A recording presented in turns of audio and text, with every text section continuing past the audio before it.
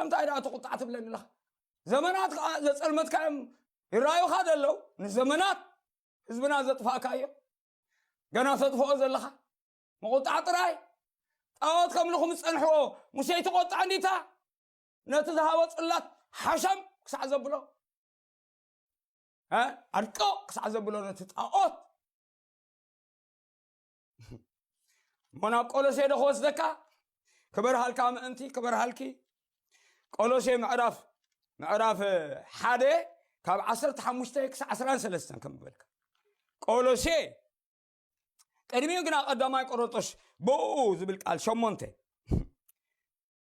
ቁጥር 6 ንሕናስ ኩሉ ካብኡ ዝኸውን እግዚአብሔር አምላኽ እግዚአብሔር አቦ